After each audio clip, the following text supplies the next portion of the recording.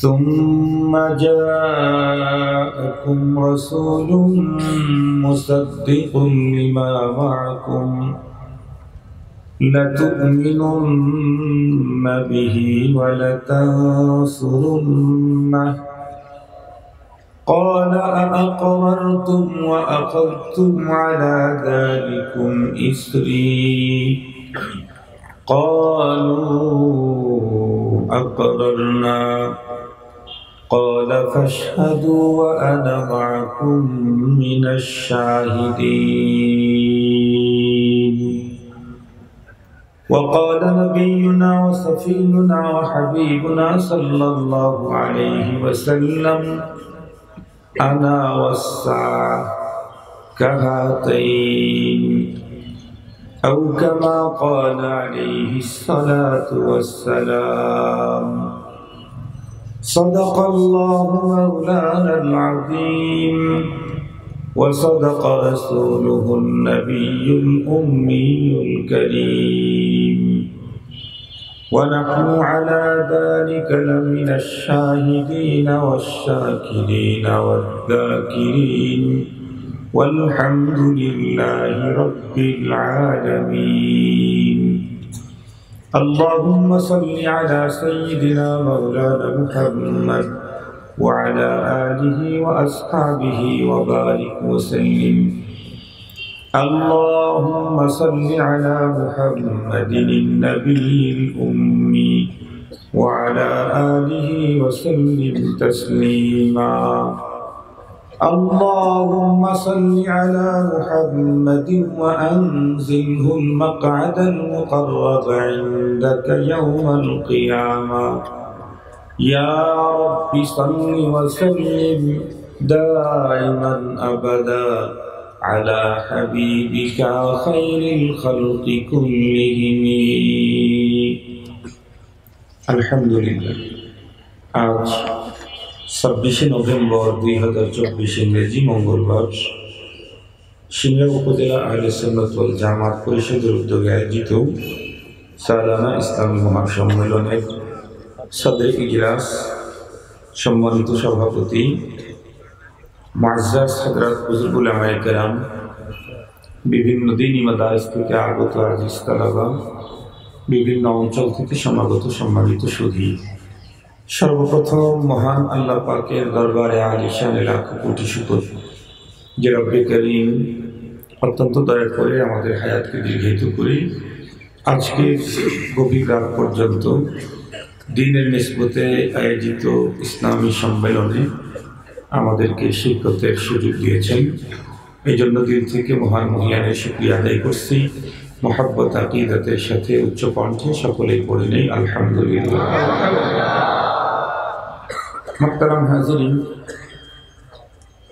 আজকের অনুষ্ঠানটি ইসলামী মহাসম্মেলন আয়োজনে আহলে সুন্নাত ওয়াল জামাত পরিষদ। এখানে ঢুকতেই ভাবতেছিলাম কোন সাবজেক্টের উপরে কথা বলবো। ইতিমধ্যে ভাষ্যকর ঘোষক যিনি উনি বলেছেন যে সাবজেক্টের উপরে আলোচনা হবে, নির্ধারিত সাবজেক্ট। তো দিনের ভিতরে আসলো যে আমার নবীজির খতমে নবুয়ত নিয়ে কিছু কথা বলা দরকার। আমার নবীর খতমে নবুয়ত, আমার নবীজিতে সর্বশেষ নবী, এই বিষয়টা নিয়ে আলোচনা করা দরকার। এমনি তো বাংলাদেশ বেশ বিভিন্ন দিক থেকে অনেক অস্থিরতা আছে। নতুন করে আজকে একটা ভয়ঙ্কর দুর্ঘটনা আপনারা হয়তো ইতিমধ্যে সোশ্যাল মিডিয়ার মাধ্যমে জানতে পেরেছেন। বাংলাদেশের উলামায়ে কেরাম অনেক আগ থেকেই চিল্লাইতেছে আর বলতেছে যে বাংলাদেশে ইসকন নামের যে সংগঠন এটা জঙ্গি এবং সন্ত্রাসী। অনেক আগ থেকে বলতেছে, বিগত সময়ের সরকার প্রশাসন কেউ সেদিকে মনোনিবেশ দেয়নি। আজকের অবস্থা তো বড় ভয়ঙ্কর। একজন আইনজীবীকে জবাব হয়েছে। বাংলাদেশের মতো 90% মুসলমানদের দেশে হিন্দু জঙ্গি সংগঠন ইসকন মুসলমানদেরকে জব করে ফেলেছে, তাও আবার একজন আইনজীবীকে। বিষয়টা অত্যন্ত ভয়ঙ্কর। এমনি চতুর্দিক থেকে নানান রকমের ঝামেলা আসতে আছে, তবে এই হাজার ঝামেলার মধ্যে যারা নিজেদেরকে সেফ করে চলতে পারবে তাদের জন্য মাওলানা পাকের কাছে পাওনা গিফট হাদিয়ার বক্স অনেক বড়। একজন কবি বড় চমৎকার বলেছেন, जितना तुम्हारा कुर्बानी उतने खुदा की मेहरबानी, जितना तुम्हारा कुर्बानी उतने खुदा की मेहरबानी, फिर तू है लज्जत रूहानी कुर्ब का शरबत खूबानी।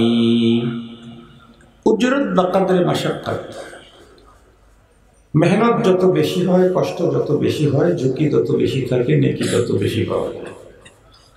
দেখেন না আমাদের দেশে মিস্ত্রি কাজ করে, লেপালেপির কাজ করে, লেপে প্লাস্টারের কাজ। একই মিস্ত্রি একজন নিচে কাজ করতেছে টিন শেড ঘরের, ও দৈনিক যে মজুরি, আর একজন 25 তলার উপরে ওই একই কাজ করতেছে প্লাস্টারের, আর মজুরি 3 গুণ বেশি। কাজ কিন্তু একটাই। কেন? নিচে যে ফ্লোরে দাঁড়িয়ে, জমিনে দাঁড়িয়ে কাজ করতেছে, ওর ঝুঁকি নেই, এ কারণে ওর মজুরি নরমাল। 25 তলার উপরে যে ওই কাজটাই করতেছে তার জীবনের ঝুঁকি আছে, এ কারণে ওর বেতন 3 গুণে বেশি। বর্তমান সময়ে মুসলমানদের দ্বীন ইসলাম আকীদাকে সহি করে নিয়ে চলা অনেক কষ্ট, তবে চলতে পারলে পাওনা অনেক বড়, অনেক। আজকে একটা গুরুত্বপূর্ণ আকীদা, যে আকীদা না থাকলে একজন নামাজি, দিনদার, পরহেজগার, তাহাজ্জুদ গুজারেরও ঈমান থাকবে না। তাহাজ্জুদ পড়ে, নামাজ পড়ে, রোজা রাখে, হজ করে, যাকাত দেয়, সব করে, কিন্তু খতমে নবুয়তকে মানে না, তাহলে তার ঈমান, জোরে বলেন, তার ঈমান সব করলো, খতমে নবুয়তকে মানে না, তার ঈমান।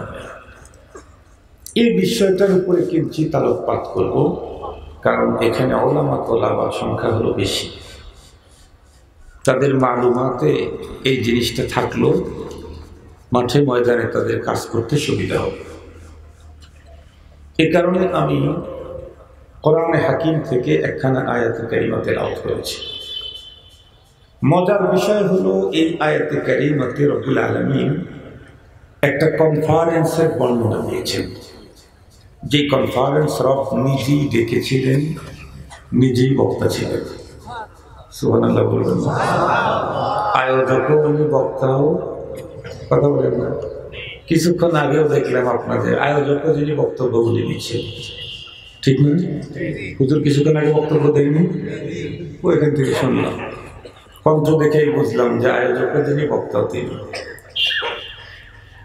মুহতারাম হাজিরিন, এই কনফারেন্সের আয়োজক আল্লাহ, বক্তা আল্লাহ, তবে এই আয়োজন আর বক্তব্য দুই